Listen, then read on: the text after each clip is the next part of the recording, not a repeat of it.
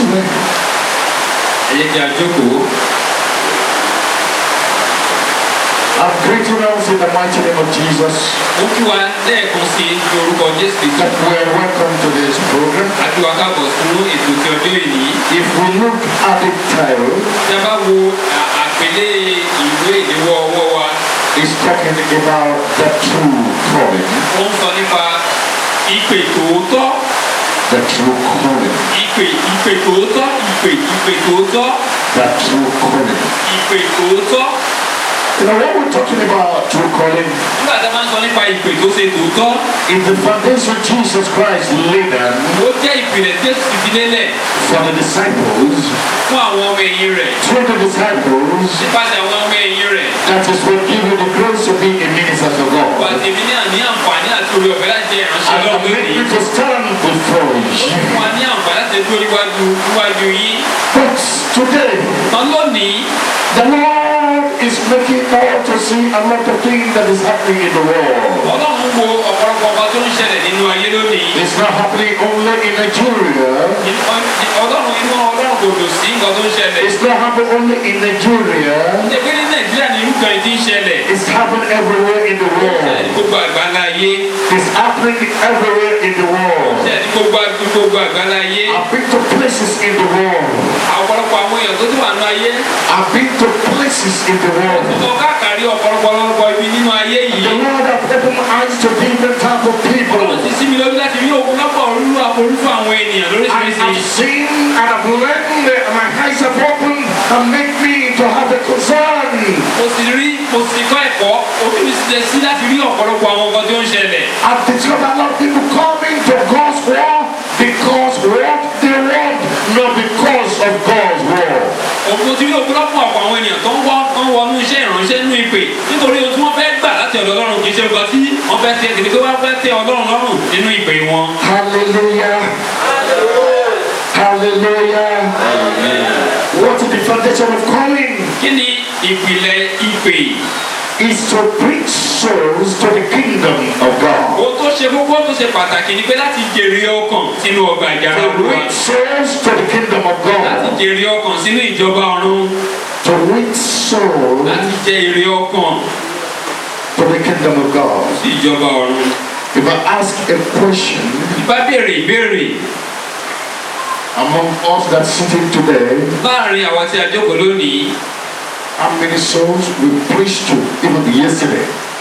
pé ní àná òde ní ọkàn mélòó ni a wàásù fún? That you've told Jesus, you've told about Jesus to give their life to come to the kingdom of God. Let me see your hands up. Tí a bá sọ̀rọ̀ pé arákùnrin tàbí arábìnrin bí ayé rẹ fún Jésù fẹ́ràn rẹ tá a bá ṣe wí eléyìí nírú àná ẹ jẹ́ ká náà wá sókè. I want you to raise up your hand. Yesterday. Ìgbẹ́ kí a náà wá sókè. Yesterday. Nobody? I did yesterday. Hallelujah. Wọ́n dé àwọn ṣe ní àná. I've ministered to 2 souls today.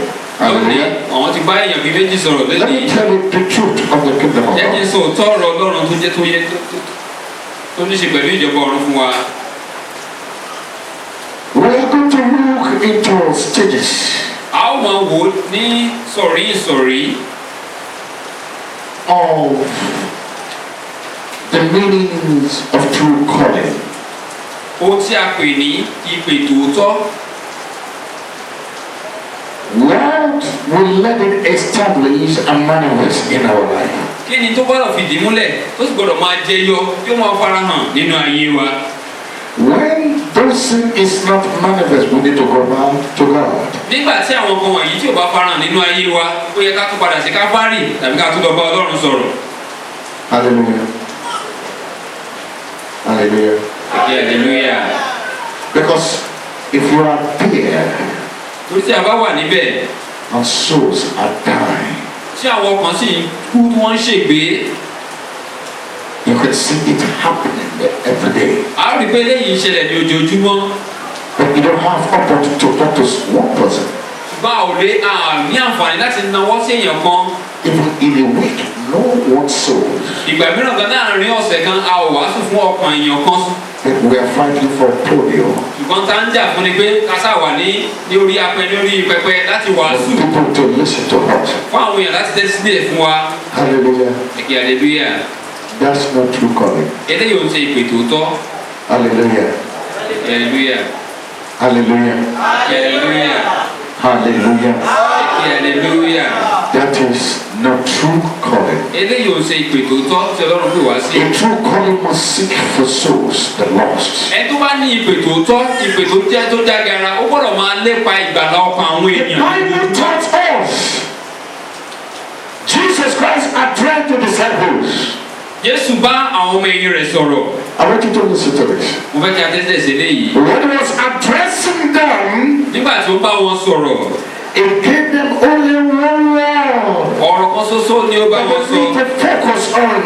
Láti ó sọ pé ọ̀rọ̀ yìí ni wọ́n gbọ́dọ̀ máa tẹ̀lé. In Matthew chapter 28, Nínú ìwé Mátíù orí kejìlélógún 19 to 20, láti ẹsẹ̀ kọkànlélógún he sí said, ẹsẹ̀ "Go ogún. ye therefore and teach Ó ní ẹ máa lọ sí gbogbo ayé ẹsẹ̀ máa all wá. nations, baptize them in the name of the Father, of the Son, of the Holy Spirit, Ẹsẹ̀ máa bá fi sí wọn nínú teaching them to observe all things whatsoever I have commanded you, always, even unto the end of the world." Ẹsẹ̀ máa kọ́ wọn, ẹ máa bá sí wọn ní orúkọ Baba. Kí ẹ máa kọ́ wọn láti máa kíyèsí gbogbo ohun tí mo ti pa láṣẹ fún yín. Tí ẹ kíyèsí ìmí wà pẹ̀lú yín nígbà gbogbo tí wọ́n What ti is your ṣe. teaching based on? Kí ni ẹ̀kọ́ tí à ń kọ́ àwọn èèyàn tó Was fẹ́ it lórí based on this word? tó bá dé lórí ọ̀rọ̀ yìí? Hallelujah. Hallelujah. Hallelujah. Ẹ̀kẹ́ hallelujah. Are you expecting a crown when you get to heaven? A sì ń retí adé ológo nígbà tí a bá dé ọ̀run. And you want God to tell you, A sì fẹ́ kí Ọlọ́run kó sọ fún wa. thou good servant, Káàbọ̀ ọmọ ọ̀dọ̀ rere. come to the joy Wọ́n of sì your máa yọ everlasting wọ́n sì Father. máa yọ olúwa rẹ̀. Hallelujah. Ẹ̀kẹ́ hallelujah. Our Savior tells about 3 people. He gave a parable of 3 people. Wọ́n sọ fún wa nípa òwe bí èèyàn mẹ́ta tí a pa tàbí ṣe àkàwé tàbí tí Jésù pa lówe fún wa.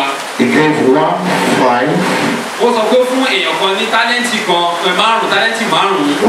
another one 2, Ẹnì kejì ó fún ní tálẹ́ǹtì méjì. another one 1. Ẹnì kẹta ó fún ní tálẹ́ǹtì ẹyọ kan. I want you to listen to this Ó fẹ́ kí a very tẹ́sílẹ̀ sí àwọn ọ̀rọ̀ yìí. Your talent is your calling. Tálẹ́ǹtì à ń sọ yìí ó ní ṣe pẹ̀lú ìpè tí Ọlọ́run gbé ọ àti iṣẹ́ tí Ọlọ́run gbé lé ọ lọ́wọ́. It's your calling. Ó ní ìpè rẹ. Your profit is souls that you bring to the kingdom of Èrè God. tán láti jẹ nípasẹ̀ tálẹ́ǹtì ni àwọn ọkàn tí a jèrè sínú ìjọba ọ̀run. The one that is burning and the one that refuse to preach the gospel. Èdè jẹ́ pé kò lérè òní ẹ tó pọ̀ tó fà kíkọ́rí tí ò wá sí ọ̀rọ̀ Ọlọ́run. You went and buried it. Ó lọ bo tálẹ́ǹtì rẹ̀ ó lọ bò ó mọ́lẹ̀. Now begin to think, are you burying your own? Wá rò ó jinlẹ̀ tí wọn náà ń bo tálẹ́ǹtì tiẹ̀ mọ́lẹ̀. Or are you looking for souls Àbọ̀ fi tálẹ́ǹtì rẹ̀ láti wá ọkàn to speak about Jesus Christ to? láti wàásù nípa Jésù sí wọn. For souls to Láti come jẹ́ to the àwọn ọkàn kingdom of God. wọ́n lè wá sínú ìjọba ọ̀run. What are you doing? Kí ni nǹkan tí ò ń ṣe? The title is not for you to just be honorable people. Àkọlé yìí kò ní ṣe pé ká máa bọlá fún ènìyàn. That's in history of Sadducees and Pharisees. Kì í ṣe nípa àwọn ohun ayé tó ń ṣègbè. Sadducees and Pharisees. Kì í ṣe nípa fún They àwọn love the honor of men. kì í ṣe fún àwọn Farisí àtàlùsẹ́ tó wọ́n fẹ́ kí àwọn èèyàn máa bu ọlá fún wọn ká máa And gbé that is yìnyín what fún a wọn. lot of people are looking for in the ministry. Ohun tí ọ̀pọ̀lọpọ̀ sí wá ní iṣẹ́ ìrìnsẹ́ lé nìyí. Some of us, when someone does not even greet us as a servant of God, we get mad. Ọ̀pọ̀lọpọ̀ wa nígbà tí ọba tí wàá kán pé ìránṣẹ́ Ọlọ́run tàbí wòlíì tàbí olùwà oníwà What type of servant inú of máa ń God bí you wa. are that the soul cannot come to the kingdom of God? Irú ìṣerú èèyàn ìránṣẹ́ Ọlọ́run báyìí la jẹ́ tí ọkọ̀ wá sínú ìjọba Ọlọ́run. How can you hear from God when your heart is not half concerned to souls that are perishing? Báwo ni nígbà tí òkú pẹrẹ tí ò bá ní ṣe pẹ̀lú fún ọkàn àwọn èèyàn tó ń ṣègbè tó wà káàkiri. I remember in 2007, mo rántí ní ọdún 2007 I was in a street called International Boulevard. wọ́n táwọn wà ní ibì kan tí a ti dárúkọ That place, ibi tí a sọ yìí the Lord asked me to come there. ọlọ́run sọ fún mi kékeré lọ síbẹ̀ When I got there, nígbà tí wọ́n débẹ̀ and the Lord spoke to me, ọlọ́run bá wọn sọ̀rọ̀ He said, come to that 27th ó ní wá sí mi Avenue. When I got there, He said, look, and I look, He saw those men over there. He said, go and pray for them. ọlọ́run darí wọn sí òpópónà kan wọ́n sì fi èèyàn kan hàn wọ́n pé ẹni yìí lọ bá kó sì lọ wàásù fún One of them, ìkan nínú wọn he had no entitlement to treatment. ìkan nínú wọn kò ní àǹfààní fún láti gba ìwòsàn Because this man was beat and thief, they broke his bone here. ẹni yìí His bone was broken. I don't know nothing about it. ó ṣe jàmbá pẹ̀lú àwọn olè wọ́n sì They beat him, they collect all his money, and they broke his bone here. wọ́n lù ú wọ́n bá gbogbo owó ọwọ́ rẹ̀ He cannot ó even ìṣó speak èyí rẹ̀ English. kò tí a lè sọ òyìnbó But the second person, ìfẹ́ ẹni kejì that one can speak English. ìyẹn lè sọ òyìnbó And I glad that they were looking at me when I came to them. wọ́n sì ń wò mí gbà tí mo débẹ̀ So the Lord asked me to come and pray for you, sir.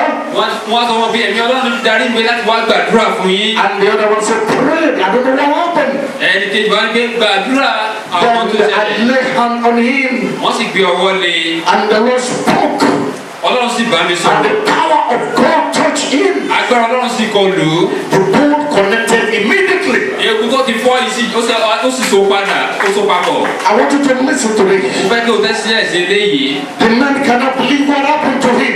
ọkùnrin yìí kò lè bá ohun tó ṣẹlẹ̀ kò They kò ran ìyàlẹ́nu to my fún office.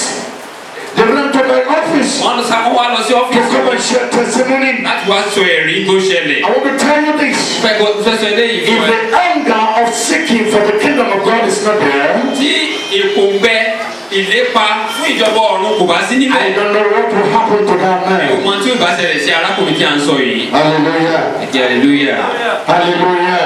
hallelujah Hallelujah. hallelujah. You need to know you are called. That's number one. mo fẹ́ kí o yé wa pé ọlọ́run ti gbè wá òun ni ohun kan àkọ́kọ́ Peter, pétérù after the day of the Pentecost, lẹ́yìn ọjọ́ pentikọ́sì the anointing was so great. agbára ẹ̀mí ọlọ́run balẹ̀ ó sì lágbára lọ́pọ̀lọpọ̀ Anointing all the drop people. ìfàmì oróyìn yìí ó máa ń fa ogunlọ́pọ̀ èèyàn wá ní When people gather, nígbà tí àwọn èèyàn bá kóra jọ pọ̀ because they begin to experience what they've not seen before. wọ́n bẹ̀rẹ̀ sí rí ìfarahàn agbára ọlọ́run tí wọn ò rí rí tẹ́lẹ̀ And Peter began to minister to them. pétérù sì bẹ̀rẹ̀ sí bá wọn sọ̀rọ̀ One day, ní ọjọ́ kan ṣoṣo 3,000 souls a sọ fún wa pé ẹgbẹ̀rún mẹ́ta gave their life to wọ́n fi ayé Jesus. wọn fún jésù kristi Me and you will be waiting for amplifier before I could go for èmi àti the àwọn máa dúró pé òtítọ́ bá ní agbóhùnsáfẹ́fẹ́ tó ti bá a jáde lọ láti lọ jèrè ọkàn Or if I don't get the amplifier, I don't think I'm going to tí preach. mo bá ní tí ó gbóhùn mi sáfẹ́fẹ́ mo sì tán láti wàásù Well, you deceive yourself. kí ládé tá à ń tanra wa jẹ What Peter used for 3,000 souls. pé ní kí pétérù lò láti wàásù fún ẹgbẹ̀rún mẹ́ta ènìyàn Anointing of God cannot give you peace. ìfàmì oróyìn ọlọ́run kò lè fún wa ní àlàáfíà When you receive the original, the Holy Ghost baptism, nígbà tí a bá gba ìfàmì oróyìn tòótọ́ ìbápisí tiẹ̀ mọ́ tòótọ́ it takes you out to seek for soul. àìfàmì oróyìn máa ń tì ní jáde láti lọ máa wá ọkàn àwọn èèyàn tó ń ṣègbé láti lè wàásù fún wọn ni. That is what made Peter and John head to synagogue. Now something need to reveal to these people. I don't really care if they're going to kill me. ló fà á pé pétérù ẹni tó ti sẹ́ jésù bí ẹ̀mẹ́ta nígbà tí agbára ìmọ̀ ń balẹ̀ ó ní ẹ̀yin ará kò tí ẹ̀ kò ná ní tí wọ́n bá tiẹ̀ ṣe fún nígbà yẹn ó sì bá wọn sọ̀rọ̀ ọlọ́run ó sì wàásù ọ̀rọ̀ ọlọ́run fún wọn. I want you to listen to this. fẹ́ kí a tẹ́sílẹ̀ sí eléyìí God has already prepared for you. ọlọ́run ti pèsè rẹ sílẹ̀ ó sì pèsè sílẹ̀ fún ọ. God has already prepared for you. ọlọ́run ti pèsè nǹkan sílẹ̀ tó dára fún ọ. That will make the crowd to see you. tá a jẹ́ kí ogunlọ́gọ̀ àwọn èèyàn máa rántí ọ lẹ́yìn láti máa tẹ̀lé ọ láti máa lépa rẹ. When you are in a right place with God, nígbà tí àwọn bá wà níbi tó tọ́ níbi tó yẹ that níwájú is ọlọ́run. why the The lame man that born lame from the mother womb. èyí ni ló fà á ọkùnrin tí a bí dẹ́gbẹ́ ó jẹ́ arọ láti inú ìyá rẹ̀ wá. 40 years old man. ọmọ 40 ọdún. 40 years old man. 40 ọdún. And God kept me without receiving his healing for his glory might be manifest, because the word of God need to be revealed to souls that are seeking for the kingdom of God. Ọlọ́run sì fi ilẹ̀ fún kí orúkọ rẹ̀ bá lè di àyìnlógo nípasẹ̀ iṣẹ́ ìyanu tí ó ṣẹlẹ̀ fún àwọn ọkàn tó ń pòǹgbẹ fún. What Peter tells him, he will command in the name of Jesus Christ, rise and walk. He doesn't want to stand up. He grabbed him and pulled him up, and the strength come to his bone. And people are gathering saying, whoa, what happened? And doors opened for the word of God. Ní àkókò náà tí Pétérù àti Jòhánù ó jẹ́ àkókò àdúrà tó ń wọnú tẹ́ḿpìlì dáadáa lọ wọ́n rí ọkùnrin arọ yìí tó sì ń bẹ̀rẹ̀ fún owó wọ́n sì gbé ní orúkọ Jésù Násárẹ́tì dìde kó sì bẹ̀rẹ̀ sí rìn kò tí ẹ fẹ́ dìde wọ́n tún fà lọ́wọ́ wọ́n fà lọ́wọ́ dìde eku ẹ̀ sì so papọ̀ ó sì bẹ̀rẹ̀ sí rìn wọ́n bá ṣiṣẹ́ ìyanu yìí ògùnlọ́pọ̀ sì darapọ̀ mọ́ ìjọ. What you need to know is this. Ohun tí ẹ ká mọ̀ ní eléyìí. Because the anointing was rested upon them. Nítorí pé àmì òróró yàn ti bà lé wọn. The Holy Ghost did not depart from them. Ẹ̀mí Ọlọ́run kò fi wọ́n sílẹ̀. He's searching for soul. Ẹ̀mí Ọlọ́run máa ń lépa ọkàn ní. He's searching for those who are lost. Ó máa ń wá àwọn tó ti sọnù. It makes you to look and guard the people that are really need Jesus Christ. Akẹ́kọ̀ọ́ mọ rírì fún wọn láti lè ní Jésù nínú ayé wọn. Hallelujah. Hallelujah. Hallelujah. Hallelujah. Hallelujah. Hallelujah. What is your position? Kí ni ipò rẹ àti ipò mi? An anointing that will make you to do excellence, bringing souls to the kingdom of God. Èdè tí ó jẹ́ ká ṣe méje yàyà mẹ́fà nípa mímú ọkùn lọ́pọ̀ ọkàn wá sínú ìjọba ọ̀run. I want you to begin to think. Fẹ́ kí a ronú jinlẹ̀ nípa rẹ̀. That to see people that were in need and begin to lay hand on them. God bless you. The Lord will bless you. You become a millionaire. Hello. Tàbí bẹ́ẹ̀ kàkà máa lọ káàkiri ni ká máa gbọ́ dé àwọn èèyàn Ọlọ́run á bùkún fún ẹ á sọ ẹ́ di mílíọ̀níà á sọ ẹ́ di bílíọ̀níà ṣé tọ́lọ́run pè wá sí nìyẹn. Does it change their lives? Ṣé nǹkan tí a ń sọ yìí ló yí ayé wọn padà sí rere? Does it bring them closer to God? Ìjọ mú wọn láti mú wọn wá súnmọ́ Ọlọ́run ju ti àtẹ̀yìnwá lọ. I want you to think about it. Mo fẹ́ ká ronú jinlẹ̀ nípa rẹ̀. Begin to think about it. Mo fẹ́ ká ro àrò jinlẹ̀ nípa rẹ̀. The true anointing Ìfàmìróyàn tòótọ́ will not let you rest. kì í jẹ́ kéèyàn sinmi. It will bring you and locate those who are in need of His kingdom. Ó máa mú àwọn èèyàn tó wà ní ipò ẹ̀yìn tán ń pòǹgbẹ fún ìjọba Ọlọ́run. A lot of people call themselves to the ministry Ọ̀pọ̀lọpọ̀ àwọn èèyàn ni wọ́n gbéra wọn sínú iṣẹ́ ìrànṣẹ́ lónìí. because they believe that is the only area whereby they can get money to live. Tó wọ́n gbàgbọ́ pé ọ̀nà kan ṣoṣo náà rèé táwọn fi lè rí owó táwọn fi lè di adábùkù fún. Hallelujah. Hallelujah. In 2008, Ní ọdún 2008 I came here wọ́n wá sí bíbá yìí. and the Lord asked me to start village evangelism. Ọlọ́run sọ fún wọn nígbà yẹn pé wọ́n bẹ̀rẹ̀ sí í ṣe iṣẹ́ ìjèrè ọkàn ní àwọn abúlé ní àwọn ìgbèríko káàkiri. And the Lord revealed a particular city to me. Ọlọ́run sì fi ìlú kan pàtó hàn wọ́n láti lọ bẹ̀rẹ̀ iṣẹ́ náà. We need to pray to make sure we conquer the demons in the city. Ọlọ́run fi jẹ́ kó yé wọn pọ́n aná wọn láti gbàdúrà láti borí gbogbo agbára òkùnkùn tó wà nínú ìlú náà. Then when we are praying, Nígbà tí wọ́n bẹ̀rẹ̀ sí gbàdúrà. the ministers of God that are the mountain praying, Àwọn ìránṣẹ́ Ọlọ́run náà tún ń fi àdúrà wọ́n gbàdúrà lọ́kàn òjọ̀ kan. I begin to hear Bible message voice, oh Lord, Lord, I need a gym. That's all I'm hearing. Nígbà táwọn ìránṣẹ́ Ọlọ́run wá gbàdúrà. They were there sitting, fasting, lamenting. Níbi táwọn èèyàn ti ń ṣègbè tán ké lóhùn rárá. And I'm crying before God. Táwọn sì ń ké níwájú Ọlọ́run. But every demon that is controlled by spirit, the feeling must be broken. And the Lord is opened my eyes, and I saw a lot of demons, and I see how they were going to the chain before the day of the program. pé gbogbo agbára òkun eléyìí tó ti kó wọn nígbèkùn nínú abúlé yẹn nítorí Ọlọ́run kó máa tú wọn sílẹ̀ tá a sì ń rí bí Ọlọ́run ṣe náwó agbára rẹ̀ tó ń tú wọn sílẹ̀ tí wọ́n sì ń di òmìnira kó tó di pé ètò yìí bẹ̀rẹ̀. I want to tell you this. mo fẹ́ fi sọ eléyìí fún wa. Are you ready to preach the gospel? ǹjẹ́ a ṣetán láti wàásù ọ̀rọ̀ Ọlọ́run? Are you really called? ǹjẹ́ a ṣetán àbí ìpè wa ǹjẹ́ ó tọ́? I was sure that we are called. ǹjẹ́ ó dá wa lójú pé lóòótọ́ ni Ọlọ́run pè wá? God called you to lead souls to the kingdom of God. ìpè tọ́lọ́run pè wá ni pé láti mú ọ̀pọ̀lọpọ̀ ọkàn wá sínú ìjọba ọ̀run. God called you Ọlọ́run pè ìwọ àti èmi to be his representative láti jẹ́ aṣojú fún nínú ayé for yìí souls that are lost in. fún ọ̀pọ̀lọpọ̀ ọkàn tó ṣègbé. Because Jesus Christ, torí pé Jésù Kristi I've already made God to understand that ó ti jẹ́ kó yé wa there are sheep of mine that have not heard my gospel. bí ọ̀pọ̀lọpọ̀ àwọn èèyàn ni ò tí ì gbọ́ ìrere yìí. And I said, therefore go into the world. nítorí náà ẹ lọ káàkiri gbogbo ayé. By going, that is how you will touch them. bí a ṣe ń jáde lọ bẹ́ẹ̀ ni ìgbé ayé wa àti ìwàásù wa yóò máa nípa nínú ayé wọn. Are you called? ìjọ lóòótọ́ ni Ọlọ́run pè wá. Are you sure that you are called? ìjọ dá wa lójú pé lóòótọ́ ni Ọlọ́run pè wá. I see some people here. mo rí àwọn èèyàn kan bíbá yìí. The Lord has spoken to me about it. Ọlọ́run sọ fún mi nípa wọn. I saw your struggle mo rí pé ṣe là ń tiraka tá à ń ṣe làálàá in the ministry. nínú iṣẹ́ ìránṣẹ́. But I saw two things ṣùgbọ́n mo rí àwọn kankan méjì kan which is the major problem that is making the ministry not to be meaningful.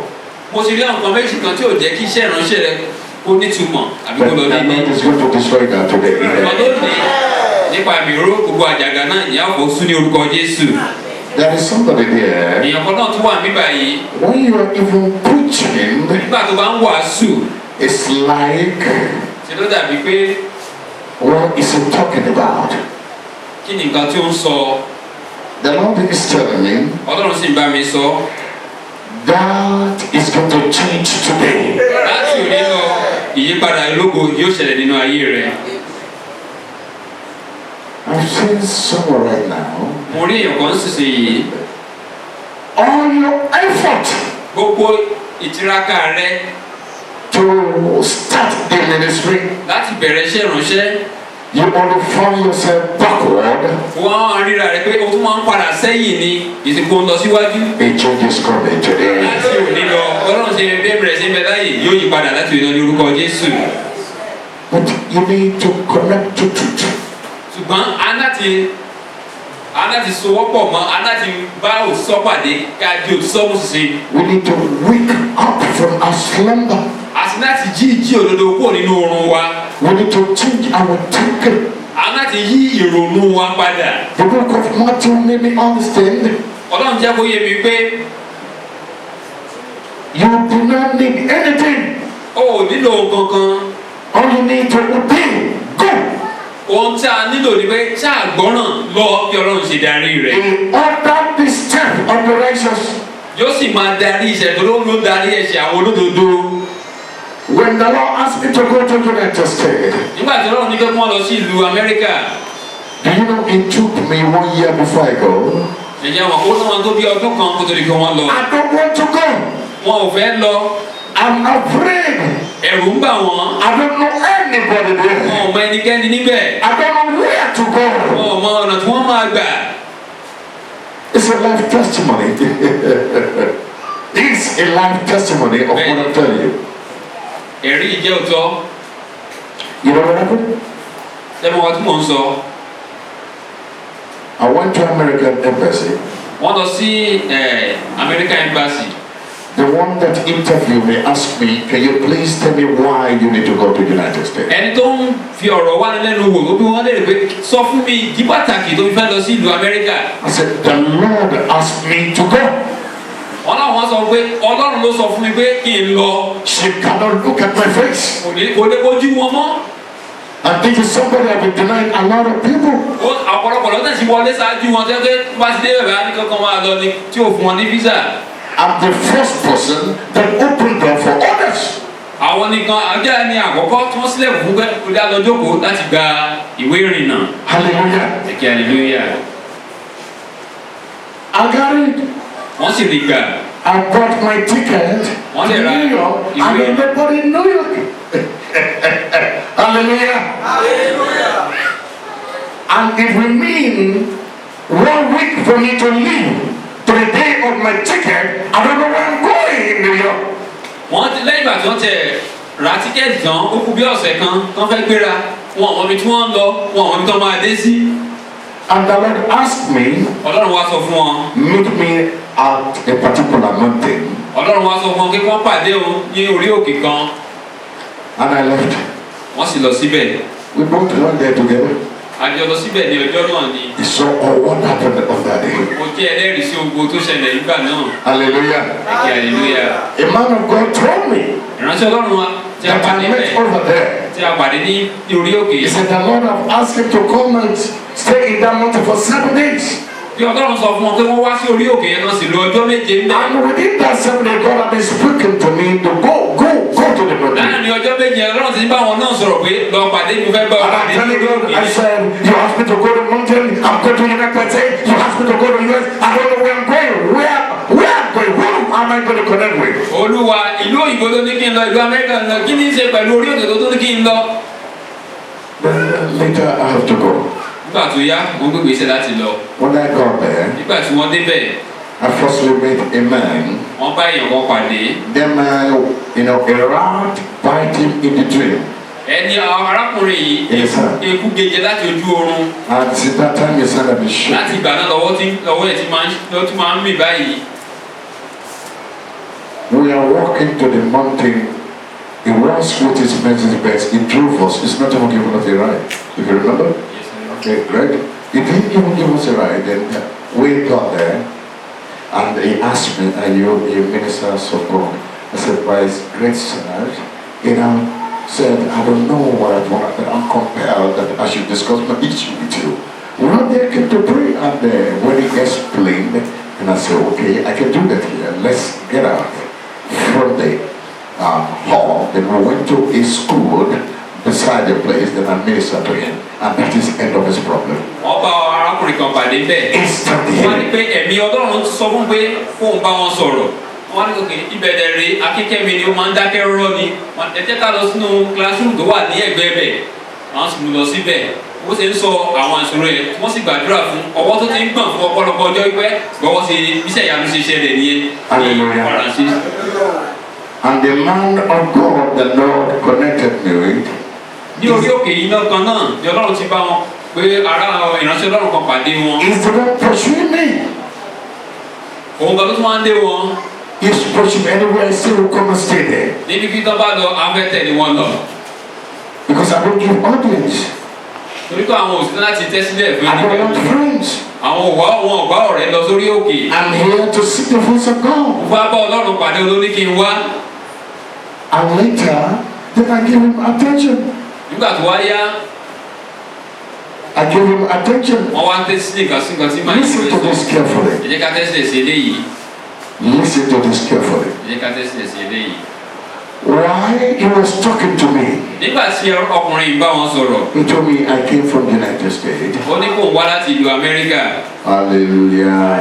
kí hallelujah. Hallelujah. kí hallelujah.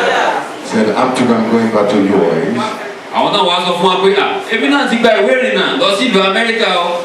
I showed him my passport and visa on it. wọ́n wá fi passport àti visa And wọ́n I fi hàn shared my vision with him.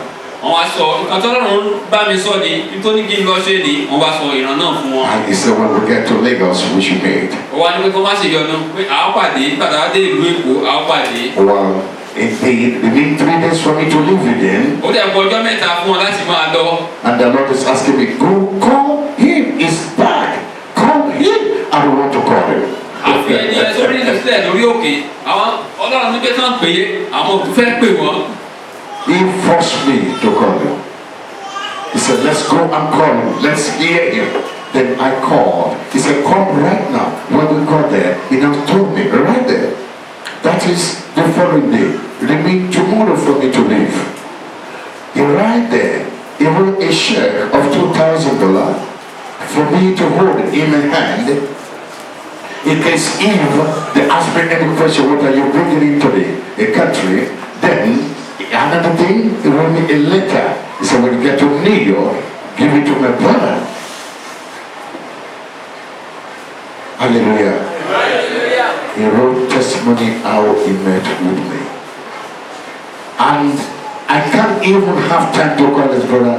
The following day, I went to the airport. I think he had to collect a letter from me to meet me at the airport. Hallelujah. He gave me the letter.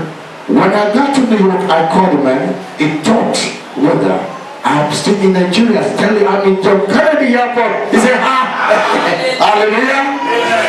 And that's it. Ohun tí a ń sọ ni pé ọkùnrin tí wọ́n bá pàdé yìí ó fún wọn ní lẹ́tà ó tún fún wọn ní owó ó tún fún wọn ní check bíi $2,000 pé ìgbà tó bá fẹ́ wọlé wọ́n á béèrè pé èlò ló ní lọ́wọ́ wọ́n á lè fi hàn án ó tún kọ àwọn ìwé pé tó bá dé ọ̀hún brọ́dà àwọn kan wá pàdé wọn ní airport àwọn ò tiẹ̀ pé káwọn tó gbéra ìgbà kan tó ọ̀nà ẹ̀sẹ̀ wàá pé òun tiẹ̀ wọ́n ti wà Nàìjíríà pé àwọn ti wà ní Amẹ́ríkà orí ọ̀fẹ́ Ọlọ́run kó wá gbé wọn níbẹ̀. Hallelujah. Hallelujah. Hallelujah. Hallelujah. You know, God always lead the step of the righteous. Ọlọ́run máa ń darí ṣiṣẹ́ àwọn olódodo. He always hold the step of the righteous. Ọlọ́run máa ń darí ìgbésẹ̀ iṣẹ́ tẹ̀lé olódodo. Are you ready to do God's will? Ìjà àṣetán láti ṣe fún Ọlọ́run. Now, this is where we're going. Ibi tá à ń lọ rèé. Many of you want to have, many of you believe until I get a house.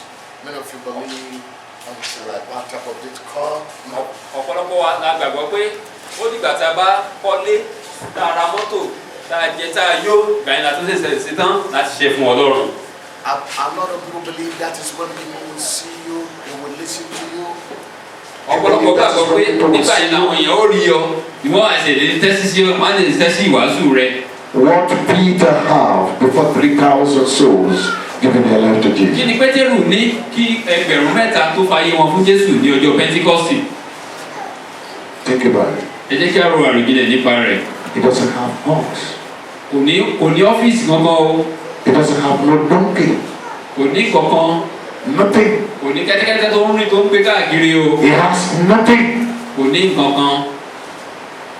Think about it. Ẹ jẹ́ kí a ro àròjinlẹ̀ nípa rẹ̀. What you're looking for is not key to preach the gospel. Ohun tí à ń wá kì í ṣe kọ́kọ́rọ́ láti fi wàásù ìyìn rere. The Bible says, seek ye the kingdom of God and his righteousness, every other thing shall be added unto you. Ó ní ẹ máa lépa ìjọba Ọlọ́run àti òdodo rẹ̀. Àwọn nǹkan òyìnbó yìí a ó fi kún ní a ó fi kún fún yín. Are you ready to see the kingdom? Ìjà àṣetán láti wá ìjọba Ọlọ́run. Are you ready to change that plan that you have over God? Ìjà àṣetán láti yí èròǹgbà wa padà ká láti ṣe ìfẹ́ Ọlọ́run. Many of us have attended different type of conferences. Ọ̀pọ̀lọpọ̀ wa láti lọ sí ọ̀pọ̀lọpọ̀ àwọn conferences àwọn ìgbéjọpọ̀ lóríṣiríṣi. You even spend money. They ask you to come and pay this for registration. Quickly, you pay the Ọ̀pọ̀lọpọ̀ money. wọ́n á tẹ̀ sọ fún wa pé a gbọ́dọ̀ sanwó síbẹ̀síbẹ̀ a sanwó láti lọ síbẹ̀. But your life do not change. Your Wọ́n ministry do not síbẹ̀síbẹ̀ change. ìgbé ayé wa kò yí padà iṣẹ́ ìránṣẹ́ wa kò tẹ̀síwájú. Hallelujah. Ẹ̀kẹ́ hallelujah. Because you can't use money to buy the glory of God. Torí pé a ò lè fi owó láti fi ra ògo Ọlọ́run. God is truth. God is truth. Ọlọ́run jẹ́ olótìtọ́. And when truth come to you, Nígbà tí òtítọ́ bá tọ̀ wá wá, become light. Become light. á wá di ìmọ́lẹ̀. It will shine over the darkness of your life. Yóò wá tàn lórí òkùnkùn ayé wa. Then you can see all negatives that surrounds you. Débi pé a ó rí gbogbo àwọn kùdìẹ̀kudiẹ àwọn àléébù tó wà nínú ayé wa. But when truth did not come, Ṣùgbọ́n nígbà tí òtítọ́ yóò bá fara hàn, how can your life change? báwo ni ìgbé ayé wa sì lè yí padà? How can your ministry change? Báwo ni iṣẹ́ ìránṣẹ́ wa sì fẹ́ yí padà? How can you walk in the way and the will of God? Báwo la sì fẹ́ rìn ní ọ̀nà òtítọ́ àti tó ní ṣe pẹ̀lú ìfẹ́ rẹ̀?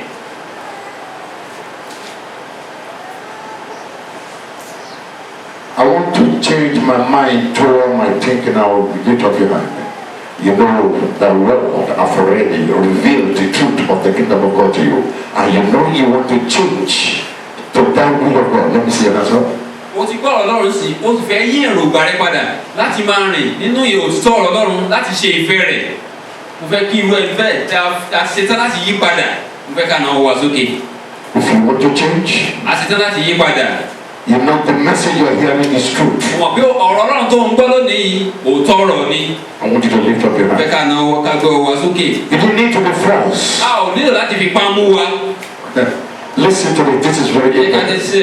tẹ́lẹ̀ sí ọ̀rọ̀ Ọlọ́run. If you are called tí Ọlọ́run bá pè ọ́ ní tòótọ́ and if you change, tó sì yí padà when you step out from this place, nígbà tó bá jáde láti òní lọ you will begin to see the manifestation wà á of máa rí God. ìfarahàn agbára Ọlọ́run. I'm not here to tell you sweet word.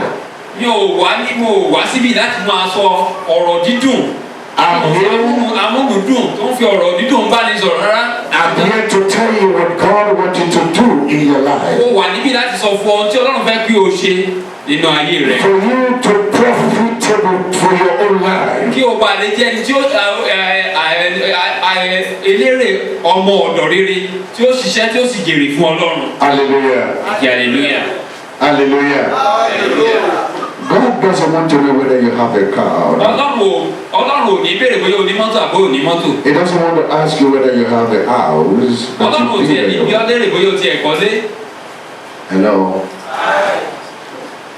He doesn't want to know the type of food you eat.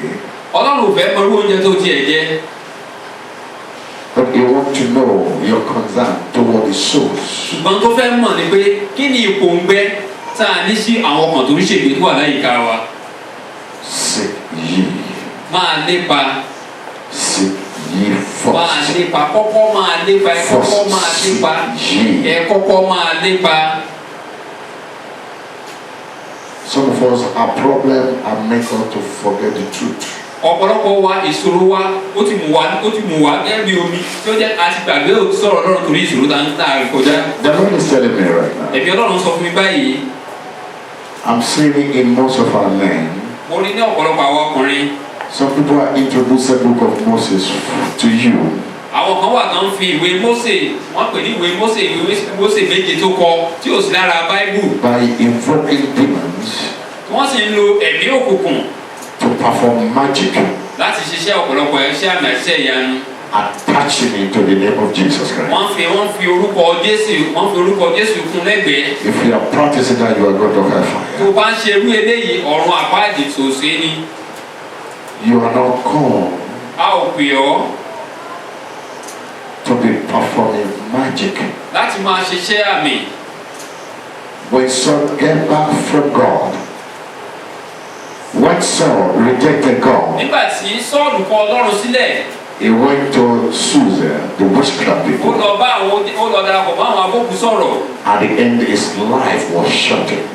Ìgbé ayé rẹ̀ a sì gbé ní ègbodò. I know a lot that involved in things, their life is shortened. Nítorí nǹkan tó ṣe yìí, ìgbésẹ̀ tó gbé yìí, ó sì jẹ́ kí ìgbé ayé rẹ̀ kó má gùn. I know a lot of people that practice it at the Ọ̀pọ̀lọpọ̀ end àwọn of èèyàn die as a sinner. ó mọ ọ̀pọ̀lọpọ̀ àwọn èèyàn tó ń ṣe nǹkan tó mo sọ yìí tí wọ́n sì parí ìrìn àjò wọn láìpẹ́ ọjọ́ tí wọ́n kú ikú àìtọ́jọ́. It will not help you. Kò ní ràn ẹ́ lọ́wọ́. Look for truth. Wá òtítọ́. The Lord said, come out of them. Ó ní jáde kúrò ní àárín wọn. Come out. Ó ní ẹ jáde kúrò ní àárín wọn. Don't walk with them. Má sì bá wọn rìn. It profits you nothing. Kò lérè kò jámọ́ kankan fún wa. You know, I feel sorry for a lot of people Ó máa ń ṣe mí láàánú fún ọ̀pọ̀lọpọ̀ àwọn ènìyàn. that give themselves to fables, Tí wọ́n fún ara wọn fún ẹ̀tàn. looking for money anyhow. Wọ́n kàn wá ọlọ́gbọ́n láti fi wá owó. Attach it to the name of Jesus Christ. Wọ́n á wá fi gbogbo ẹ̀ wọ́n á fi orúkọ Jésù kún. But deceiving people. Wọ́n ń tan àwọn ènìyàn jẹ. Amen. Hallelujah. Instead of seeking for soul, Eléyìí tí wọ́n bá máa fi lépa ọkàn àwọn èèyàn tó ń ṣègbé. seeking for soul, Ìlépa ọkàn àwọn èèyàn tó ń ṣègbé. seeking for soul, Ìlépa fún ọkàn àwọn èèyàn tó ń ṣègbé. seeking for soul. Ìlépa ọkàn tó ń ṣègbé. Are you seeking for soul? Ìjà wa ń lépa àwọn ọkàn tó ń ṣègbé. You'll be alright. Ní kẹ́ẹ̀dìdú.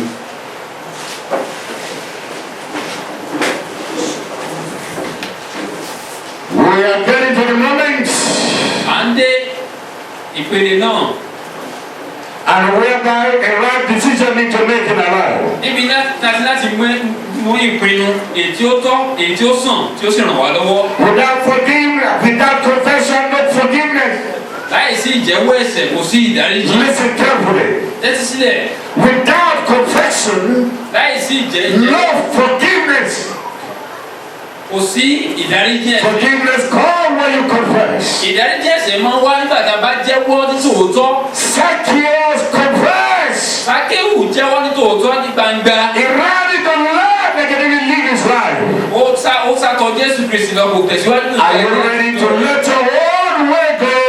Ìwà ṣetáná jẹ́ kí ìgbé ayé ti. And let the truth of the kingdom come to your life. Kí ìgbé ayé ti ìjọba ọ̀run tòótọ́. For you to be liberated to the kingdom of God. Kó ba lè jẹ́. For you to be profitable to God. Kó ba lè jẹ́ tí ó wù. For you to be able to bring souls to the kingdom of God. Kó ba lè wàásù ìjọba Ọlọ́run. Whatever you are looking for that is against the will of God, it will lead you to hell. Kó tó bá ń lépa tó sì kọ̀ tó takò ọ̀rọ̀. It is time for change. Àkókò tó fún ọ láti. It is time for repentance. Àkókò ní fún ọ láti. It is time to come back to truth. Àkókò ní láti. It is time to look for souls. Àkókò ní láti. For the kingdom of God will be increased. Bí ìjọba Ọlọ́run bá lè gbèrú sí i. A lot of people refuse to understand the war is diminishing in righteousness. Àwọn ọ̀pọ̀lọpọ̀ ní òye ọ̀pọ̀lọpọ̀ yóò sọ ó sọ. Because we pastor are not living right anymore. We lies, we deceive ourselves. It's true. Ọ̀pọ̀lọpọ̀ ìgbà ni à ń tanra wa jẹ, là ń purọ́. This is the hour. Àkókò náà rèé. You need to say, God, I am ready. Bí Olúwa mo ti ṣe tán o. If you are ready, I want you to close your eyes Tó o bá ti tán fẹ́ kó díjú rẹ̀. and begin to tell God right now, Ó Lord, I bẹ̀rẹ̀ am sí sọ fún here. Ọlọ́run Olúwa mo wà níbí yìí. Lord, I am here. Olúwa ibi báyìí ni mo wà. I need to be delivered. Mo fẹ́ kó tú mi sílẹ̀. My freedom has come. Ìtúsílẹ̀ mi gbọ́dọ̀ ṣẹlẹ̀ láti sọ. Zacchaeus is a Sadducee. Sákéwù ó sátọ̀ Jésù wá. He came to Jesus Christ. Ó sátọ̀ Jésù wá. He got his freedom Ó sì rí òmìnira ó rí ìdá. because of his true repentance. Nítorí pé ó ronúkú àdá ní tòótọ́. Are you ready to repent? Ìjọ àti láti ronúkú àdá. Are you ready to come to Jesus? Ìjọ àti láti tọ̀ Jésù wá. Are you ready to change? Ìjọ àti láti yí padà. Do you want God to do something in your life right Ìjọ now? Ọlọ́run kó ṣe nǹkan pàtó nínú Yes, ayé you rẹ̀. want God to change your life right Ìjọ fẹ́ now? kí Ọlọ́run kó yí ìgbé ayé I rẹ̀ don't want padà. you to lose you. Ọlọ́run fẹ́ lù ọ́ fún I ọ̀rọ̀ want to rẹ̀. set you free. Mo fẹ́ tú ẹ sílẹ̀. I want the bondage of long years that is obstructing your ministry to get out of you. Ó fẹ́ mú gbogbo ìdíwọ́ ìdè. Just open your mouth and say, Lord Jesus, I am ready. Tó bá lè lànà kó Olúwa mo ṣe tán. Say, Jehovah, I am ready.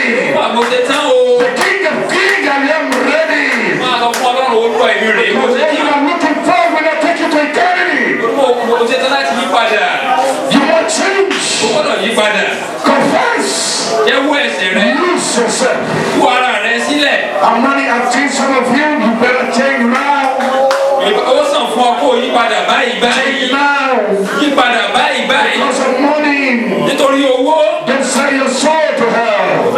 Mo fẹ́ràn ara rẹ lọ sọ́run It is the àbáyé. gift and times.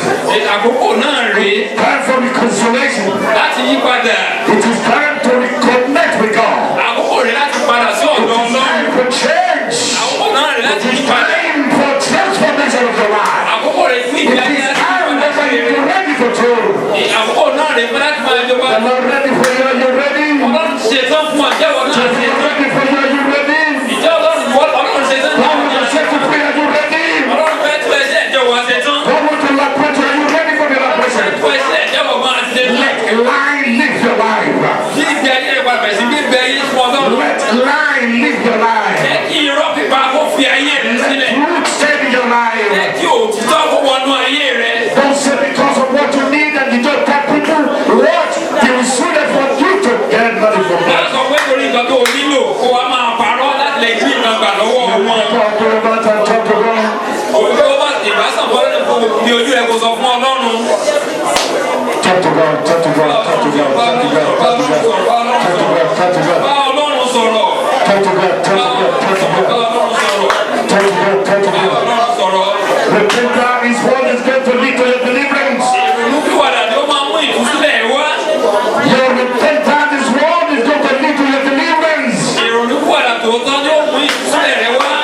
You better change. Bá yí padà lónìí. Confess your sin. Ó jẹ́wọ́ ẹ̀ṣẹ̀ rẹ. God, yes, I'm ready. Olúwa mo ṣe tán o. Your neighbor is dying in sin. You cannot tell them about Jesus. It is time for you to challenge every life. Àkókò rẹ̀ fún ọ láti sọ fún àwọn ẹlẹ́ṣẹ̀ nípa So Jésù. Lord, Ó ṣe help fún me. ọ. Sọ fún Olúwa ràn mí lọ́wọ́. I'm not allow circumstances to tie me down. I must preach the Ó lè gospel. jẹ́ kí àyídá ayé kó ṣe mí mọ́lẹ̀. Ó wàásù I ọ̀rọ̀ must Ọlọ́run. preach the gospel. Gbọ́dọ̀ wàásù ọ̀rọ̀ náà. Preach the gospel. Gbọ́dọ̀ wàásù ọ̀rọ̀ náà. Preach the gospel. Wàásù ọ̀rọ̀ náà. I will preach the gospel. Wọ́n wàásù ọ̀rọ̀ náà. I will preach the gospel. Wàásù ọ̀rọ̀ náà. I want fresh fire, Lord. Gbọ́dọ̀ wàásù ọ̀rọ̀ náà. I want fresh fire. Gba iná jẹ. I want fresh fire. Mo fẹ́ iná àkọ́tún. I want fresh fire. Mo fẹ́ mímọ́ àkọ́tún. I want fresh fire. Mo fẹ́ iná àkọ́tún nínú I ayé want mi. fresh fire. Mo fẹ́ iná àkọ́tún nínú ayé I mi. want fresh fire. Iná ọ̀tún iná nínú ayé mi.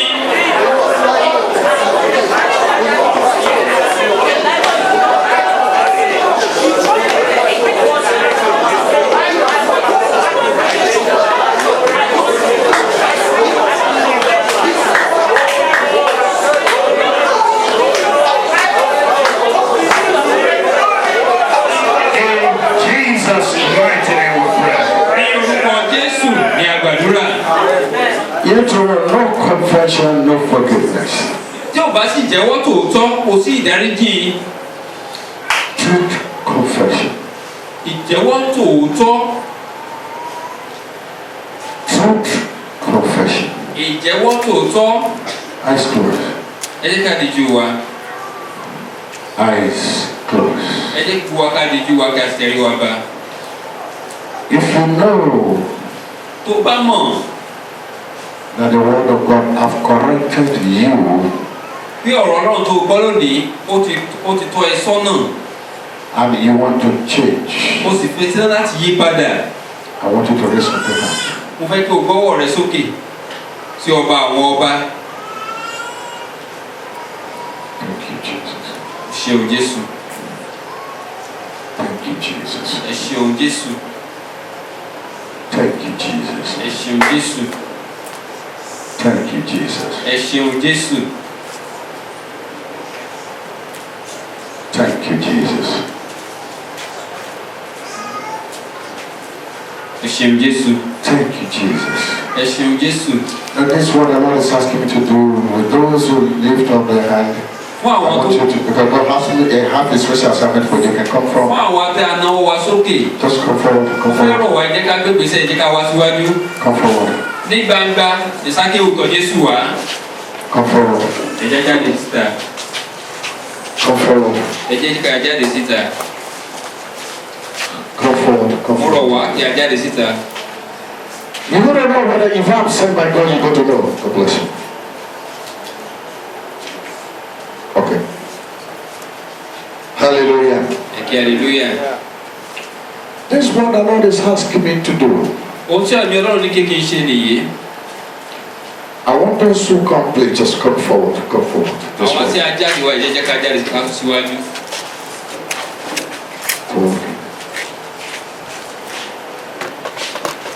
I do this in India. Nígbà tí wọ́n lọ sí orílẹ̀-èdè India,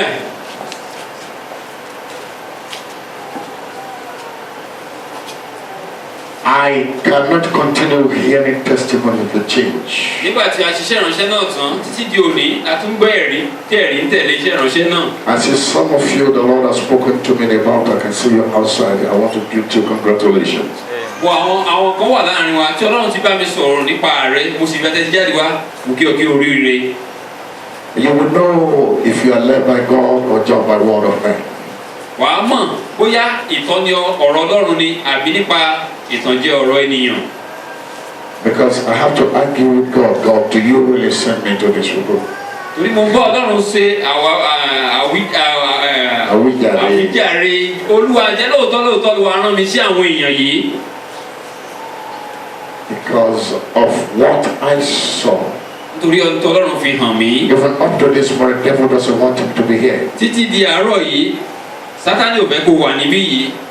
And I know I'm the one that know what happened. That was around 4:30 a.m. ẹ̀wọ̀n ò ní sọ fún àwọn kan tó ṣẹlẹ̀ bí 4:30 ní àárọ̀ yìí. Hallelujah. I'm not supposed to walk before you. It's about to tell you I'm in the hospital. Hallelujah. ṣùgbọ́n ọlọ́run kò jẹ́ kí ìfẹ́ sátánì kó wá sí ìmúṣẹ. And that is why you are going to be anointed. ìrísí ìlú ìdí sí nìyí tí ọlọ́run ó fi fún ọ ní ìfàmìróyìn àkọ́tún láti ṣiṣẹ́ tí ọlọ́run gbélé ọ lọ́wọ́. I want to tell you something. mo fẹ́ sọ ọkàn fún wa. You are not in oil that is my hand that you're looking at. àmì òróró tí ó wà ní ọwọ́ mi tí ó ń wò yìí. It's from this church. chọ́ọ̀chì ni ó ti wá. But the truth is this. ṣùgbọ́n òṣìṣẹ́ tó wà ń bẹ̀ nìyí. As I heard it, mo sì gbà mú. because it's God. This oil is graduating. òróró yìí ó ti ń tẹ̀síwájú. It's graduating for purpose of it. The reason why I don't even like to buy anointing oil or horn because of the experience of people. I'm not a magic minister of God. èrè ní tí mo fi máa ń gbé òróró káàkiri tàbí kí n tiẹ̀ máa rà á ni pé wọn ò ṣe ẹni tó ń ṣe padánpadán àbí pidánpidán. But the Lord is anointed me to do this. ṣùgbọ́n ọlọ́run ó yàn mí láti ṣe eléyìí ó tọ́ mi láti ṣe eléyìí. Another testimony, I'm not anointed by any man for position. Jesus himself. He appeared to me. It's difficult to believe. And anointed me. ohun kan mìíràn ni pé ẹnikẹ́ni kan kò da òróró sí mi lórí ṣùgbọ́n Jésù fara hàn mí ó sì da òróró sí mi lórí fúnra ara rẹ̀. Never forget that day. mo sì lè gbàgbé ọjọ́ náà ọjọ́ ológun My náà. head was full. My hand was full. My feet was full of anointing oil. Instantly opened my eyes and see it, dropping all the time. And he now commanded me to do this. A change is coming to your life from today in Jesus' name. ọ̀pẹ̀ bí ọ̀rọ̀ ṣe kan tó wá sínú ayé lónìí yóò ní ìgbà ayé náà wá sí rẹ̀ lórúkọ Jésù.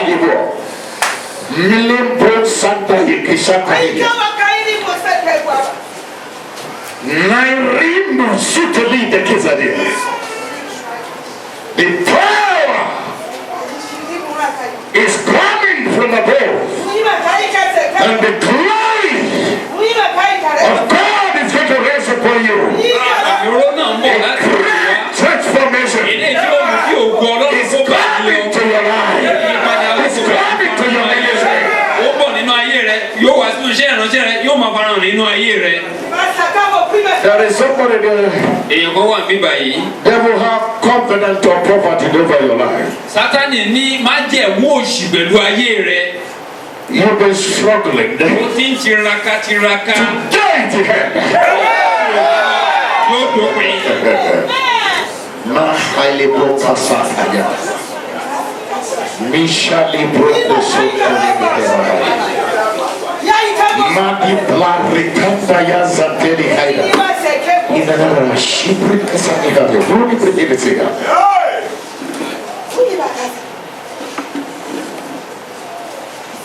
There is somebody here. èèyàn kan tó wà níbí báyìí. Each time your church wanted to be growing, eré tí ìjọ rẹ bá máa tẹ̀síwájú kó máa each pọ̀ time sí. your church want to be growing, ìjọ rẹ yóò bẹ̀rẹ̀ sí máa pọ̀ sí yóò máa each dàgbà sí. time your church wanted to be growing, nígbà tí ìjọ rẹ bá bẹ̀rẹ̀ sí ń dàgbà. each time your church wanted to be growing, nígbà tí ìjọ rẹ bá fẹ́ máa dàgbà. and you now see people begin to leave again. wàá tó ẹ̀sìn máa rí àwọn èèyàn eré ọ̀tún tún jáde wọ́n ń gbà ọ̀tún wọlé wọ́n ń gbà òsì jáde. The Lord is telling me to tell you, ẹ̀mí ọlọ́run ní kí n sọ fún ọ wípé end is coming to you today. fi òpin sí nínú ayé rẹ àti nínú iṣẹ́ ìránṣẹ́ láti òní lọ ní orúkọ Jésù. The Lord is visiting you. ọlọ́run bẹ̀ ọ́ wò lọ́nà ìyanu lónìí. There is somebody here. èèyàn kan náà tún wà níbí yìí. You have a concern for your husband. o ní ìpòǹgbẹ fún ọkọ rẹ. The Lord is telling me to tell you. Ọlọ́run ní kí n sọ fún ẹ. It is not by your struggle. kì í ṣe nípa agbára rẹ. By my will. tàbí nípa I'm going to do it at my time. nípa fúnra ara olówó ṣe ní Stop àkókò struggling. má ṣe làálàá mọ́. Because we can do what I can torí do. pé ò lè ṣe àyàfi kí òun Ọlọ́run fún ẹ ṣe. Rashaka, Bresato Kabaya. City, Libraka, Santa Yidihidia.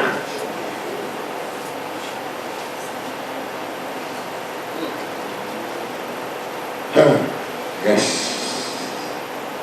Yes. Yes. Holy Spirit, move. Aha. Yes. Yes. Touch. Yes. Let us come now. Mali, Hesikadi Baba. Flow. Yes. Aha. Aha. Don't resist it. Let it go. Yes. Aha. Don't resist it. Yes. It's coming. It's coming. Leta Sankari Brekete. Yes. Aha. Yes. Holy Ghost. Aha. Mira.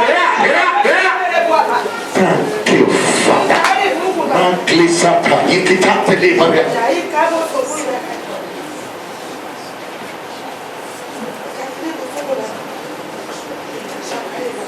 In the mighty name of Jesus. A transformation is coming right now. Receive it. Receive it. Receive it. Thank you, Father. In the mighty name of Jesus, receive it. I said, receive it. Thank you, Father. Yes, a transformation coming right now. Receive it. Receive it. In the name of Jesus. That yoke is broken over you.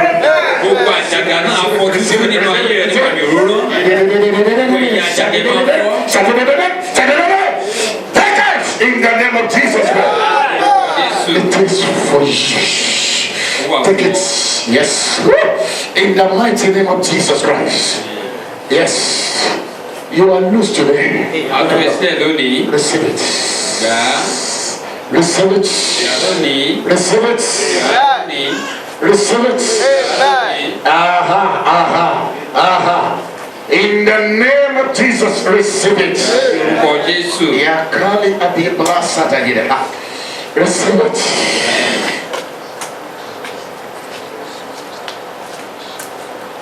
In the mighty name of Jesus. Take it. Yes. A change is coming right now. On you. Yes. Take it. Yes, Shatana, receive it. Yes. Yatuhuni Sada Yahaya. In the name of Jesus Christ. Yes, that yoke is broken today. By anointing. In the name of Jesus. Receive it. Yes. The yoke of struggling. You are crushed over this 70 in the hill. La clear passa. Yes, it is Rahada. Receive it. Yes. Take it. Yes, take it. Thank you, Father. The yoke of poverty, crush, no more struggle. Take it. Yeah! Holy Spirit.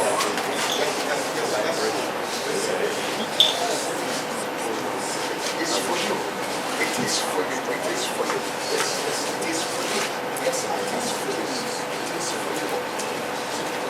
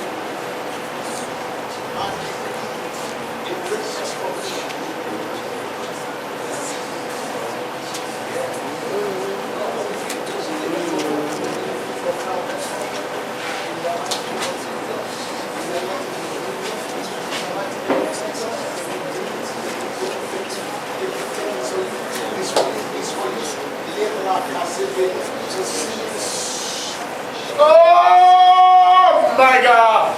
Yeni kone asada. Kotori brasile.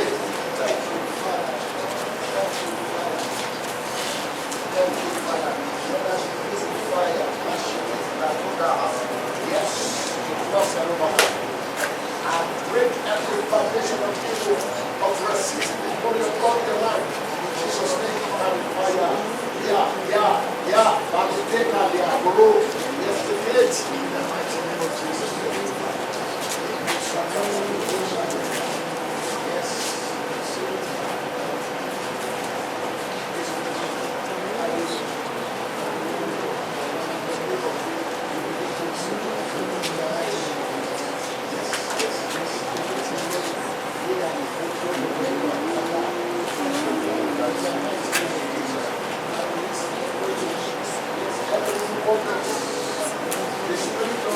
Prayer performance and prayer power. Yes.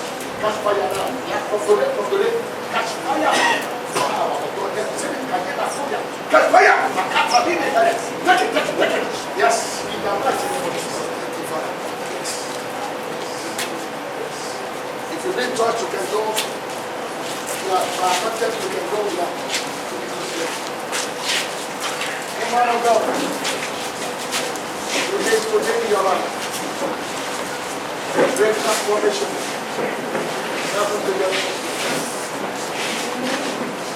That great gift of prophecy that the promised son is here. Lord, today if you call me to be an apostle, not let out of man. I'm releasing it according to your leading. Hear that prophecy come now. Begin to hear, begin to see, begin to hear. Fire of God. Yes. Yes, Mama. Release this glory upon you right now. Take it.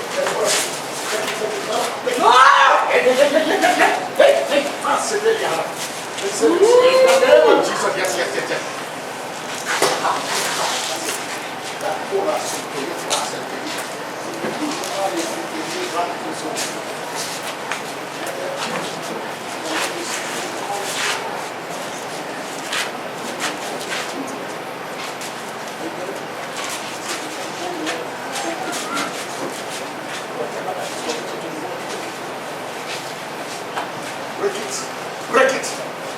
Break it.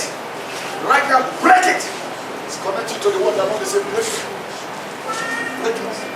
Break it. That's it. Break it. Shaya, Mali, Kindai, Sakete, Izakuya, Tango, Lugosia, Blanca Setaya. No more to the war. Yes. That is the gift of our Jesus. The mighty name of Jesus. Yes. See that? Power of God. Yes.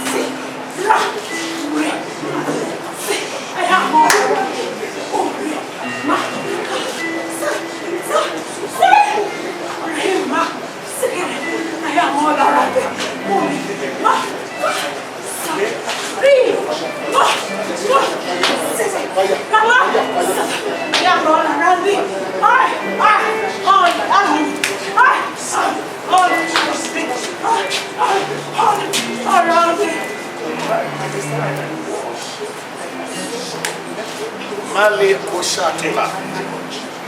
Today is your day. A great transformation. Lord, I'm establishing your vision. Because I could see him standing before the whole world. I'm releasing you to it today. Lord, if you call me,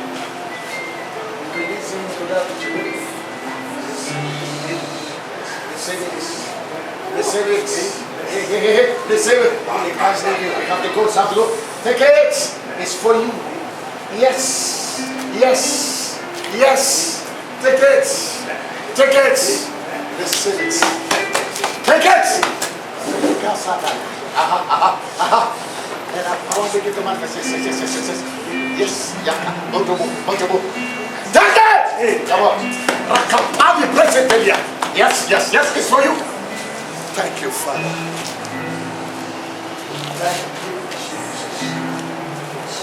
Thank you, Jesus. Hold me.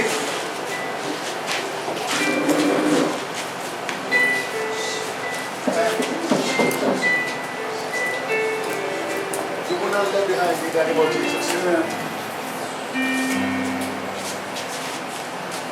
I decree by the authority and power in the name of Jesus. I want to do it for you.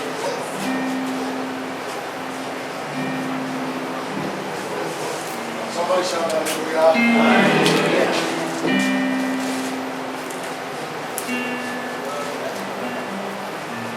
You become notable in destroying the kingdom of hell.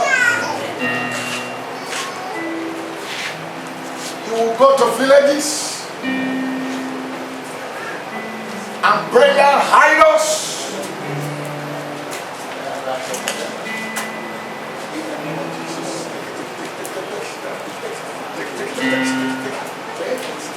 It's for you. Yes.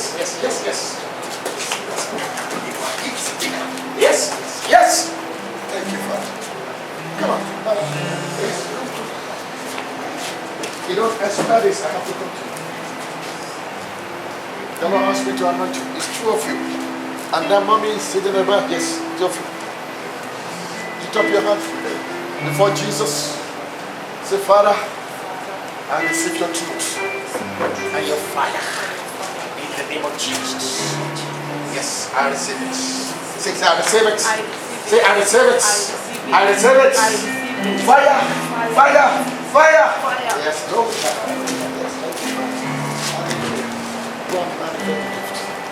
God bless you, man. I release you today. In that great blessing of the gospel, bring me so to the kingdom of God. Yes, ladies, you are not there, no Father. You are meant for it. Heaven have it for you. We have it for you. For you.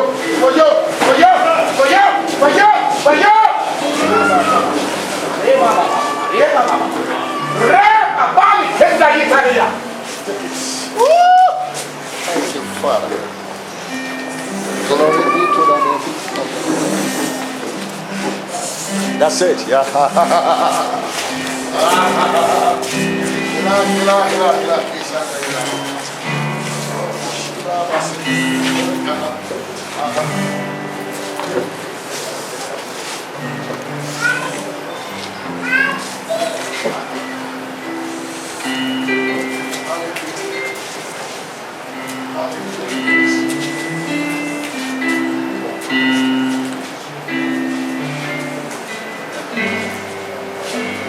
Hallelujah.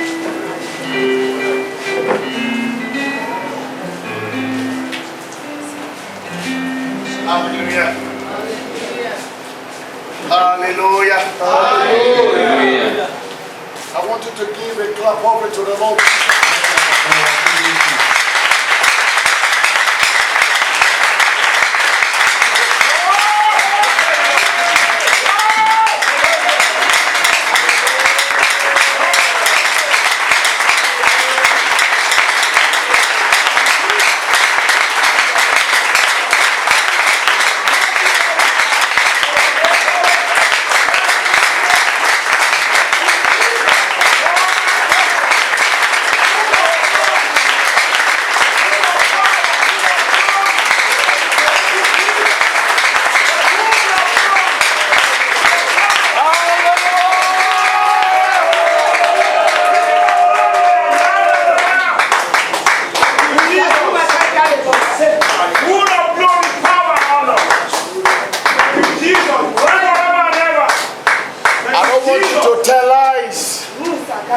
Of what you want to hear now.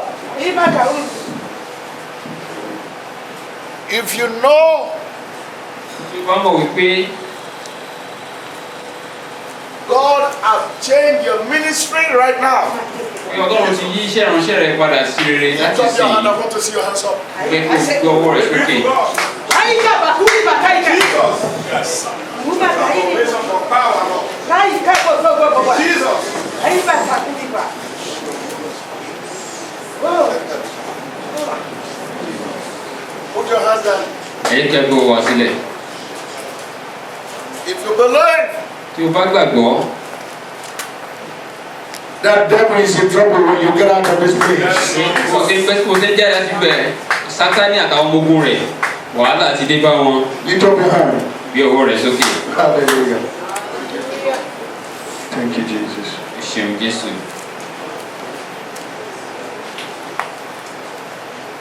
Put your hand down. Ẹ̀yin kẹ́ gbé ọwọ́ wá sílẹ̀. How much Jesus collect from you? Èló ni Jésù gbà lọ́wọ́ wa? Are you sure? How many of us have been to some conferences which you pay money for? Let me see your hands up.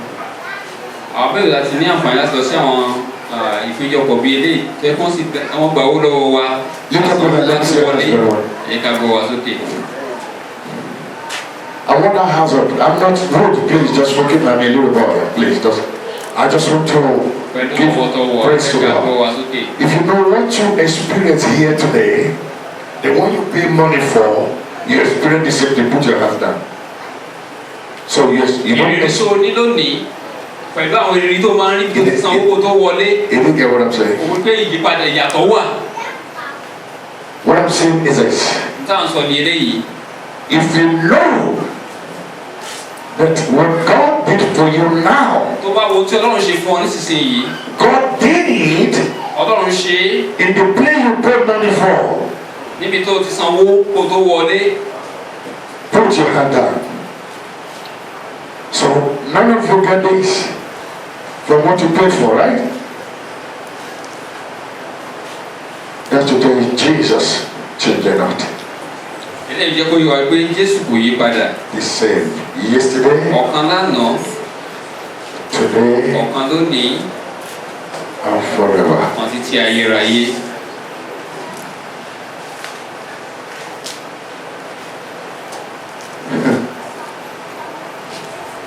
Glory be to God. I'm hearing good news. Ọlọ́run lókè ọ̀run. I'm hearing good news. Mo ń gbọ́ ìròyìn rere. Life is transforming in this À ń place. ṣí ìgbé ayé àwọn èèyàn padà sí rere. Ní ọ̀rọ̀ You yìí. has broken. Àwọn àjàgà kan wà tí a ti fọ́ túútú. There is someone. I want to greet you, congratulations. Mo fẹ́ kí ọ kú oríire. The Lord said no more struggle. Kò ní sí làálàá mọ́ nínú ayé rẹ láti òní lọ. There is someone. The Lord is telling you. Stop thinking about the dream. Ọlọ́run ní kí n sọ fún ọ pé má ronú pa àlá tó ńlá. I'm the one that will make your dream to fulfill. Èmi ó jẹ́ kí àlá ìran ọjọ́ iwájú rẹ̀ kó wá sí ìmúṣẹ nínú ayé rẹ. Just go. Sáà tẹ̀síwájú lọ Go. lọ bí a ṣe rán ọ. Go. Lọ Go. lọ Go. lọ. The Lord is telling someone, it's going to be the message, it's not something that's over. He said, not the mind, not the power, but power, mercy. Ẹ̀mí Ọlọ́run ní kí n sọ fún ọ pé kì í ṣe nípa ipá tàbí nípa agbára ṣùgbọ́n nípa ẹ̀mí mi ni Olúwa wí. You get it? Ṣé nǹkan tí a ń sọ yé wa? Someone, God is telling just one person. Èèyàn kan wà láàrin wa. Hallelujah. Hallelujah.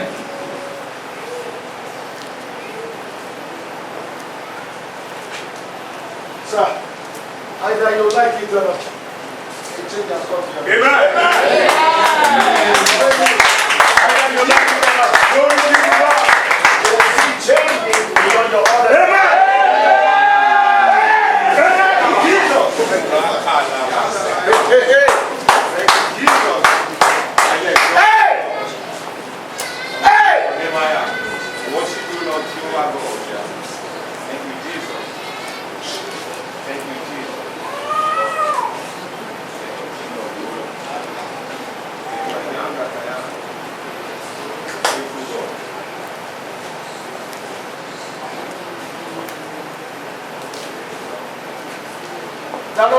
to tell you, sir.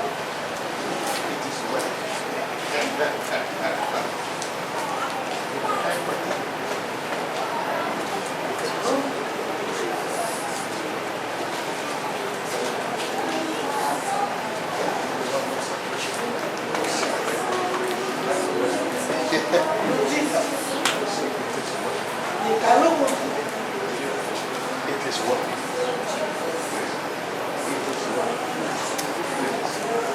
How many of all have churches here? àwọn mélòó la ní ilé ìjọsìn bíbá yìí tá a jẹ́ olùṣọ́ àgùntàn tá a ní ìjọ. I want to see your hands up. ẹ jẹ́ ká gbọ́ wa sókè dáadáa. You have a church, you are pastoring. a ní ìjọ tí a ń jẹ́ àwọn àmẹ́gẹ́ bí olùṣọ́ àgùntàn. Let me see your hands up. ẹ jẹ́ ká gbọ́ wa sókè. Okay. That's right. How many of us that have come to the village are not the one that got that job? You know, God called you to villages. You are the means of the villagers. àwọn mélòó ni ọlọ́run tó wá sí abúlé àwọn ìgbèríko láti jẹ́ olùṣọ́ àgùntàn níbẹ̀. I'm looking for one man of God at time. à ń wo ìránṣẹ́ ọlọ́run kan. Okay, come a second. You see your church? Don't be sending you to village. Huh? You know, you are suffering for many things now because you refuse to answer the call of God.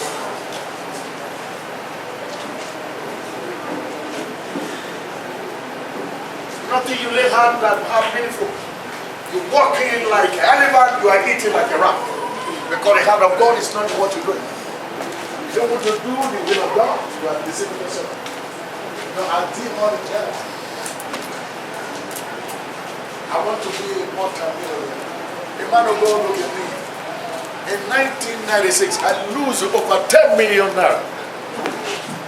nítorí bí àwọn náà jọ sọ̀rọ̀ ìjọwọ́ ara wọn fún iṣẹ́ ìránṣẹ́ ọlọ́run wọn náà fẹ́ di mílíọ̀nìyà. I want you to look at 1996. ní 1996 wọ́n dẹ̀ lose 10 million naira. Over 10 million.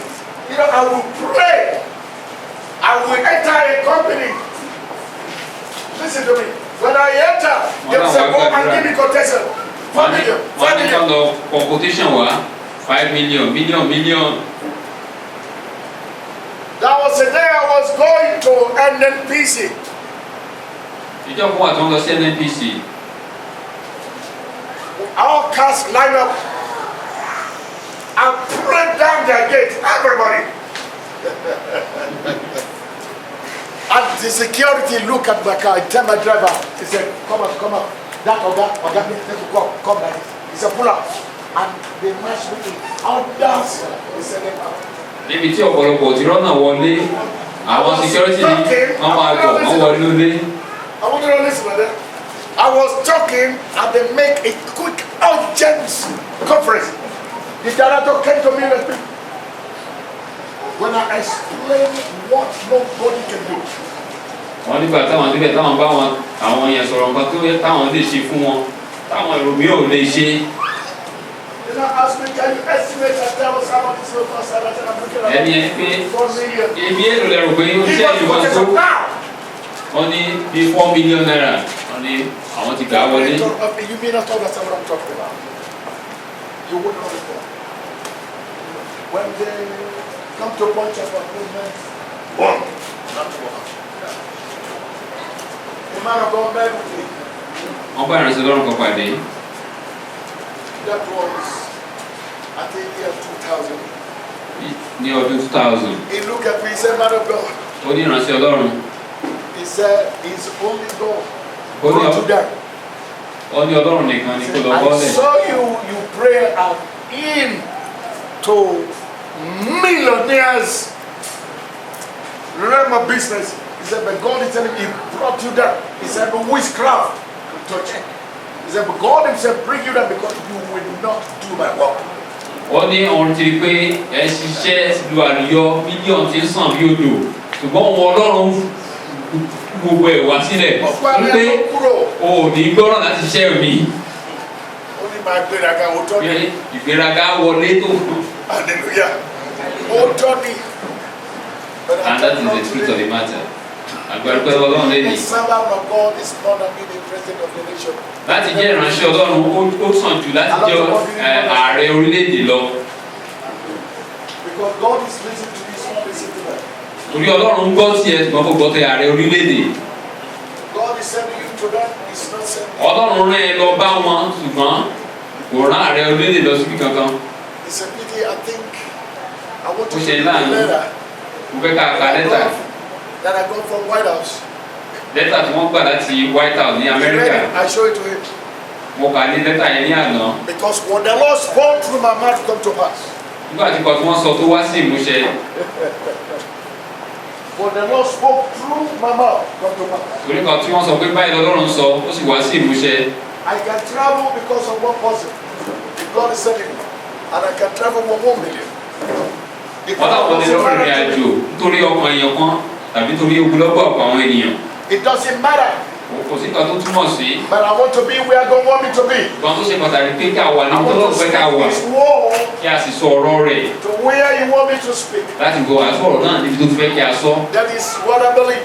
Ní tó ṣe pàtàkì mo sì gbàgbọ́ nìyí. Jesus speak to multitude Jésù bá ogunlọ́gọ̀ àwọn èèyàn sọ̀rọ̀. and he speak to individual. Àná ó sì bá àwọn èèyàn kọ̀ọ̀kan náà And sọ̀rọ̀. their life are changing. Ìgbé ayé wọn sì yí padà sí rere. And they are profitable to the kingdom Wọ́n of sì God. jẹ́ ohun èlò ọlọ́lá fún ìjọba ọ̀run. Either they will like it or not. Bí Jésù bá fẹ́ bó bá kọ̀.